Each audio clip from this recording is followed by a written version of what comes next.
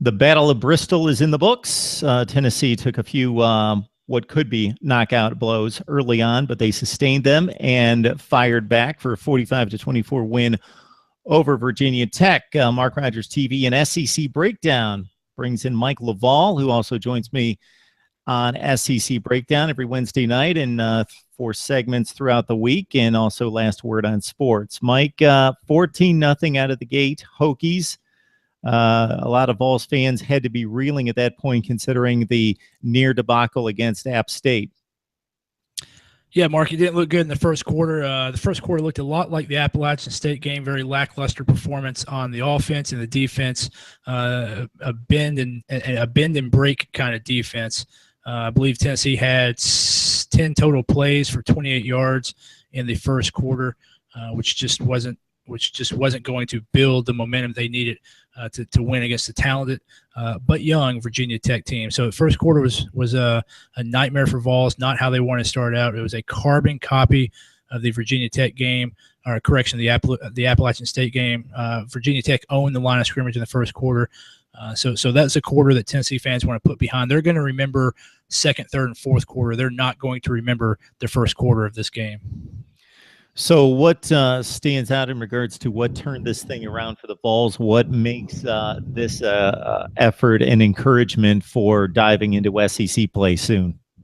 Well, I'd say there were probably 3 things that turned the tide for the Tennessee. First was turnovers from Virginia Tech. Virginia Tech had 5 turnovers in the game. Several of those turnovers, to include the first turnover, were deep in their own end zone or deep in their own territory. The second thing that really turned the tide was Tennessee's receivers won 2 critical one-on-one matchups on touchdown passes. Juwan Jennings had the first touchdown pass, which came off immediately after a Virginia Tech turnover deep in their own territory. Josh Malone won another one-on-one battle in the end zone. Those 2 receivers winning those one-on-one battles in the end zone in the passing game really loosened up the Virginia Tech defense just enough for Tennessee's running game to get started. And then the third thing was there were a couple of alignment changes with the offensive line. Jack Jones came into the lineup at right guard, and that really seemed to solidify and settle down the offensive line. They played much better when Jack Jones was in there. So those 3 things, I think, are really kind of the catalyst of change for Tennessee. But again, one of those things, the Virginia Tech turnovers, was the other team making mistakes. Malone, 2 catches for 46 yards, including the 38-yarder and the touchdown. Juwan Jennings, 2 catches as well, 1 for a score. So Josh Dobbs not asked to do a lot with his arm. With his legs, though, 14 carries for 106 yards, 2 touchdowns. Mike, how much of that was designed? How much of that was just improv? Most of that was design runs, Mark. He was much more active in the running game than he was against Appalachian State. It seemed against Appalachian State that there was a limit on the number of carries he was going to get. He was not allowed to make the read, and he was directed to hand off directly to Jalen Hurd. Tonight, he was allowed to make the read, made several good reads in the second half of the game, still missed 1 or 2 reads that could have resulted in 10 or 15 yards. But 14 carries for 106 yards. Josh Dobbs' legs were the difference of the game for Tennessee. His passing stats aren't going to be as good as you would like. 10 and 19 for, I believe, 96 yards, maybe, if I remember correctly. It was just short of 100 yards. But he was very efficient in the passing game. The 2 touchdowns to Jennings and Malone really set the tone. The receivers won those battles, and then the very typical Tennessee check down to the checkerboards, just throw it out to one of the running backs in the flat and let them do the work. Alvin Kamara had a 23-yard touchdown that way. So Dobbs less than 100 yards passing, but had 3 touchdowns on less than 100 yards passing. Dobbs doesn't have to win the game with his arm. He just has to do just enough with his arms to enable and allow his legs to win the game, which is exactly what Joshua Dobbs did tonight. Did we expect, Mike, at the outset of the season for the duty in the backfield in regards to attempts to be a little bit more split between Alvin Kamara and Jalen Hurd? Hurd with 22 carries, just a tick under 100 yards, and Kamara just gets the 3 attempts. We did. Kamara had 3 rushing attempts, but he also had 3 receptions. You're going to see Kamara a little bit more active in the passing game than the run game.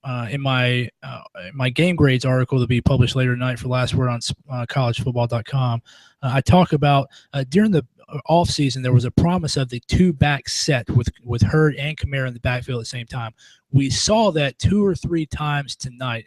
If I can remember correctly off the top of my head, we did not see any design plays for either one of them out of that formation.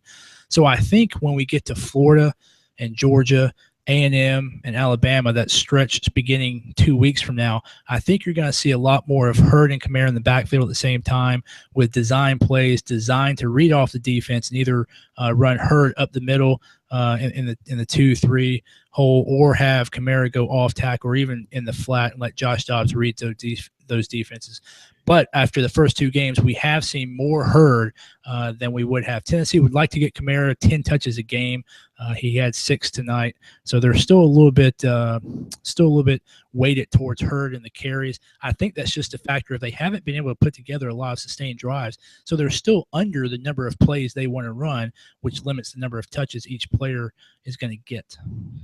Virginia Tech lost its starting quarterback, Michael Brewer, from 2014 and 15. He missed part of last season, and actually his backup, who played most of the time that he was injured, Brendan Motley, lost the job in a battle with Gerard Evans. So this Evans kid is very talented from what I hear. Haven't seen him play much because he hasn't played much. He just won the job in week 1 against Liberty.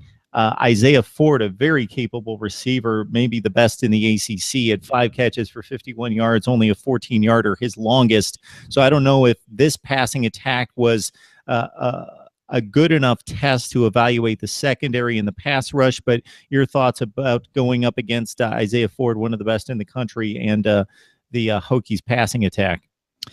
Yeah, I believe the defensive game plan for the Tennessee secondary was not to let Ford beat them deep. They gave they gave Virginia Tech the underneath passing routes. I think if you go back and look at the film, you'll see a lot of 7, 8, 10, 12-yard completions, nothing over the top. I don't think they had any passes, any targets over 15 yards. Gerard Evans, very talented JUCO transfer into Virginia Tech, looked pretty strong, very big guy, not quite as big stature-wise as Cam Newton.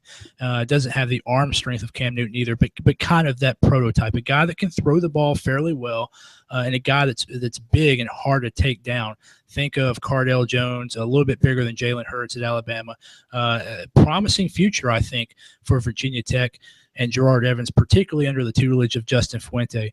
But tonight, first big game action against a very fast and very physical and aggressive defense.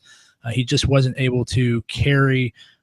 He wasn't able to make up for the 5 turnovers by himself. He's not that talented to compensate for all those turnovers, and wasn't able to show any explosive plays to really get Virginia Tech back, to get the momentum back in Virginia Tech's favor after that 24-point outburst by Tennessee in the second quarter. All right, so it's a Tennessee team that dodged a bullet against Appalachian State at home. It faces a better Virginia Tech team, but still young and developing under Justin Fuente, new starting quarterback. So definitely the superior team, but still a challenge and a game into the third quarter. Now what we might want to call one more warm-up possibly against Ohio University, who went out and actually defeated a Big 12 team in Kansas today. Barely a Big 12 team, 37-21. So that's one more again, we might want to call a warm-up before the Florida game. So what would you like to see next week, Mike? Well, we're going to look for we're going to look for 3 things next week. One, Ohio is going to be a well-coached team. Frank Solich is the coach up there, previous coach at Nebraska. So the first thing I want to see is execution. Tennessee's going to run their base plays. Obviously, the playbook's going to be limited, but I want to see them execute, particularly in the zone blocking scheme for the running attack. So that's number 2. I want to see improvement on the offensive line.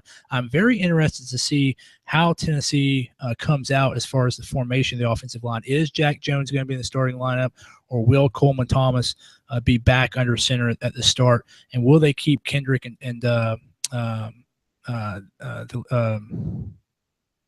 Mark, can you edit this? Sure, I can. Hold on a second. Okay. So I want to see how they line up for the offensive line. I want to see if Jack Jones starts at right guard, if Coleman Thomas starts at center, and if Drew Richmond and Brett Kendrick are still at the tackles. So number 2, I want to see the offensive line alignment. And then number 3, obviously, you're just going to want to look and make sure nobody gets injured, make sure Tennessee plays a sound game, safe game, nothing crazy, no second half ejections for targeting, no crazy play calls that put top players' health on the line before we go into that Florida game in week 4. Those are the 3 things I'm looking for: execution, offensive line alignment, and avoiding injuries. Okay. And Ohio actually brings a dual threat quarterback into the mix into next week's game, Greg Windham, who ran for 146 in addition to passing for a touchdown and $167. OU at Tennessee next week before the big Florida showdown on September 24th. You got to join Mike Laval and myself, a couple other contributors, David and Chad Napling on SEC Breakdown. We set up the matchups throughout the week and then provide you recaps like this one with Tennessee holding off Virginia Tech 45-24. Thanks a lot, Mike. Thanks, Mark.